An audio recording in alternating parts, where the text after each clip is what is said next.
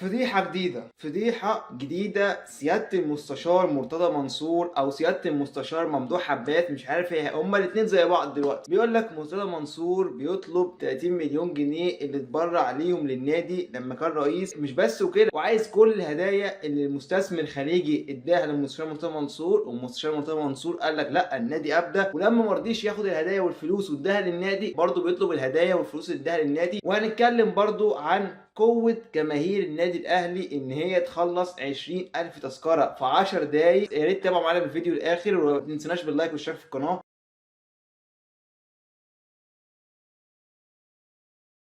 هنتكلم يا جماعه دلوقتي عن المستشار مرتضى منصور. رسميا بعت طلب للجنه اللي بتدين نادي الزمالك، قال لهم انا ليا 30 مليون جنيه عند نادي الزمالك، كنت اتبرعتهم للنادي لما انا كنت رئيس، وكان ايه دخلهم في فلوس صفقات والكلام اللي هو بيقوله دون. قال لك مش بس وكده، لا ده كان في مستثمر خليجي اداني فلوس وهدايا ليا انا شخصيا وما رضيتش اخدها، وقلت النادي اولى، اللي هو تركي الشيخ يعني. فدلوقتي يا جماعه المستشار مرتضى منصور ماشي على نهج ممدوح عباس، اللي هو لما انا سبت النادي لا بقى انا عايز فلوسي ومش هسيب النادي في حاله، وارفع قواضي الاقي 30 مليون جنيه وقول زيهم هدايا وحاجات من تركي الشيخ. وهيبدا يدخلنا في حجز على الارصيه تاني، بس بدل ما يبقى الحجز كان من ممدوح عباس هيبقى من ممدوح عباس وزود عليه مستشار مرتضى منصور. السؤال اللي كل الزملكاويه عايزين يسالوا مرتضى منصور اللي هو ليه؟ يعني انت كنت في النادي انت وعيالك، وانت طلعت بنفسك قلت احمد وامير اغنى مني، مع انهم المفروض شغالين تطوعي في النادي ده. المفروض ازاي بقى هم شغالين تطوعي وهم اغنى منك؟ بالعقل. كل سنه 15 20 صفقه بيجوا وبيمشوا وما بيعملوش حاجه، وكل سنه بنعيد نفس الكره. بالعقل. وال 20 و15 صفقه بيبقوا من وكلاء معينين، اللي هو احمد يحيى ويحيى علي، اللي عاملين شراكه وشركه مع امير. بس الرساله وصلت كده. عرفنا بقى دلوقتي بقى ايه، احنا عرفنا امير غني منين. من كل سنه 15 صفقه بيجوا ارقام غريبه، بيتباعوا ارقام اغرب. مش هنتكلم اكتر من كده. فدلوقتي يا جماعه اللي بيحصل في نادي الزمالك ده فضيحه بمعنى الكلمه. ان انت قلت انا متبرع للنادي، طلعت بنفسك قلت انا اتبرعت للنادي 30 مليون جنيه واتبرعت بكل هدايا اللي ادهاني تركي الشيخ للنادي. انت قلت بلسانك كده والناس كلها شافتها، وفي الاخر تقول لا انا عايز فلوسي، انا ماليش دعوه، انا الفلوس دي بتاعتي طالما انا مش رئيس النادي. بس انت ماشي بالمبدا ده، طالما انا مش رئيس النادي اخد فلوسي يا باشا وماليش دعوه بالنادي يولع يخرب. وفكك بقى ايه من الشعارات اللي احنا كنا ماسكينها، اللي هو اهم حاجه النادي، نادي الزمالك هو اللي عملنا، نادي الزمالك هو اللي احنا استفدنا منه مش هو اللي استفاد مننا، ونادي الزمالك مش عارف هو اللي شهرنا. كل الكلام ده ضحك على الجماهير.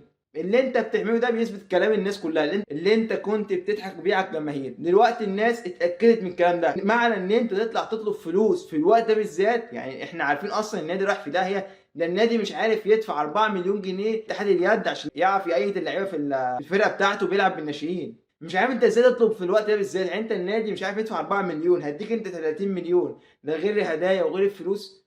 بالعقل يعني خلاص بقى، انت ممدوح عباس واحد بقى كده، ما طلعش بعد كده بقى تشتم ممدوح عباس. حجز على رصيد النادي، حجز على 100 مليون، مش عارفين نجيب صفقات، النادي بيتحارب اهو. انت لما مشيت دخلت ايه في صف ممدوح عباس، نفس الحوارات بقى ايه، حجز على النادي، مش هسيب النادي لما اخد فلوسي، ارفع عواضي في كذا ليا كذا. يا ريت بقى ايه كفايه وخلاص كده، انت استفدت من النادي بما فيه الكفايه. 11 سنه موجود في النادي، اللي هو انت عملت كل اللي تخيله كل نادي، يبقى انت عملت كل اللي انت عايزه، هو خلاص كفايه. سيب بقى النادي بقى ايه، الناس ايه خايفه عليه، الناس بتفكر لمصلحته، الناس عايزه النادي نفسه يبقى في حته تانيه، مش عايزه مصلحه شخصيه. ويا ريت من الوزير يتدخل ويوقف المهزله اللي بتحصل دي، يقول له كفايه بقى ايه، واقعد على جنب بقى خلاص. ايه الناس كلها زهقت منك ومحدش بقى طايقك بسبب اللي انت بتعمله. يعني انت بعد ما مشيت تقول لا ليا فلوس، يبقى انت طالما طلبت فلوسك يبقى انت اتاكدت ان في قرار جاي لك ان انت ما ترشحش النادي. بس ده ملخص الحوار. انت اول ما اتاكدت ان الناس بتقول لك ابعد عن المشهد دلوقتي، فقلت لهم بقى خلاص طالما هبعد عن المشهد انا عايز فلوسي. يا ريت بس يا ريت الوزير يتدخل ويقف مع الزمالك شويه، عشان كده احنا رايحين في داهيه اكتر ما احنا رايحين.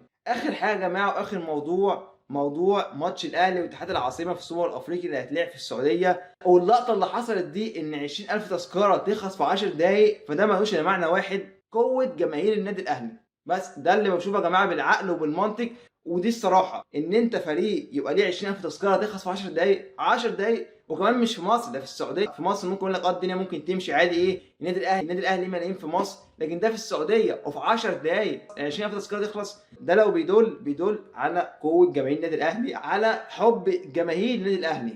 فده يا جماعه في الاول وفي الاخر ده شيء متوقع الصراحه، انا متوقع ان يحصل كده، متوقع ان ساكت تخلص بتاعت النادي الاهلي، بس مش في يوم مثلا ولا حاجه، لكن 10 دقائق. فده لو بيدل على قوه جماهير النادي الاهلي في كل حته، مش في مصر بس، ده في السعوديه كمان. مع ان المستشار كان مأكد لي، شهر قبل ما يمشي كان مأكد لي لما راح لعب في السعوديه، قال لك ان جماهير السعوديه كلها بتشجع المزمالك. ده المستشار كان مأكد لي على المعلومه دي، وقال لك الاهلي ملوش جماهير في كل حته، واحنا بنروح في اي حته وفي اي دوله بيشيلونا فوق الراس. سبحان الله يا سياده المستشار، الاهلي 20,000 تذكره خلصت في 10 دقايق، مع اننا احنا لعبنا ماتشين في البطوله العربيه غير ماتش النصر. ماتش النصر ده يا جماعه ليه استثناءات تانية، عشان برضو الناس داخله الناس في الاول وفي الاخر داخله تتفرج على كريستيانو، على ساديو ماني، جماهير داخله تتفرج على جمهور كتير ابرزهم كريستيانو. لكن احنا في اول ماتش مع الاتحاد المنستيري كانت الجماهير قليله، نتكلم بصراحه. وماتش الشباب برضو الجماهير زادت شويه بس برضو كانت قليله. لكن في ماتش النصر الملعب كله اتملى، عشان الناس داخله برضو تتفرج في الاول وفي الاخر على كريستيانو والزمالك. يعني ايه، في برضو عامل سند نادي الزمالك. وكده عايزين نبعت رساله صغيره لسياده المستشار، جماهير النادي الاهلي طلعت في كل حته وبتخلص 20,000 تذكره في 10 دقائق بس، مش اكتر من كده. بس كده يا جماعه، في الاول وفي الاخر ده قرار شخصي لاي حد دلوقتي، كومنتات مفتوحه، والسلام عليكم ورحمه الله وبركاته.